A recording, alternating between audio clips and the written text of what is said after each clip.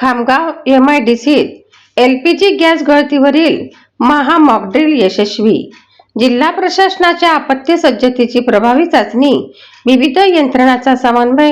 बुलढाणा दिनांक 9 एप्रिलला औद्योगिक क्षेत्रात उद्भवणाऱ्या संभाव्य रासायनिक आपत्तींना तोंड देण्यासाठी जिल्हा प्रशासन आणि संबंधित यंत्रणा किती सज्ज आहेत याची प्राथमिक चाचणी खामगाव MIDC येथे घेण्यात आली। One Asia network India private limited येथे LPG गॅस टँकर गळतीचा काल्पनिक प्रसंग निर्माण करून भव्य मॉकड्रिल यशस्वीरित्या पार पडली।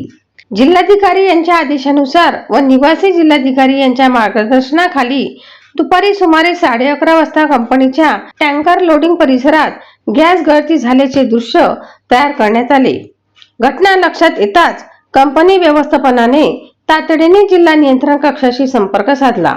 त्यानंतर काही मिनिटातच प्रशासनातील विविध यंत्रणा घटनास्थळी दाखल होऊन कार्यान्वित झाल्या। या संपूर्ण मोहिमेचे समन्वय जिल्हा आपत्ती व्यवस्थापन अधिकारी संभाजी पवार आणि औद्योगिक सुरक्षा व आरोग्य उपसंचालक अमर पुरुषोत्तम भोगे यांनी केले। अग्निशमन अधिकारी नागेश रोठे यांच्या नेतृत्वाखाली पथकाने वॉटर कर्टन तयार करून हवेत पसरलेला गॅस विरळ केला। पोलीस निरीक्षक सुरेंद्र अहेरकर यांच्या मार्गदर्शनाखाली परिसरात नाकेबंदी करण्यात आली। संभाव्य आग टाळण्यासाठी महावितरणने तात्काळ वीज पुरवठा खंडित केला। कंपनीच्या आपत्कालीन आराखड्यानुसार सायरन वाजवून कर्मचाऱ्यांचे सुरक्षित स्थळी स्थलांतर करण्यात आले। या मॉकड्रिलचे तांत्रिक निरीक्षण औद्योगिक सुरक्षा विभाग, अन्न व औषध प्रशासन, महसूल विभाग, महावितरण तसेच कंपनीच्या अधिकाऱ्यांनी केले।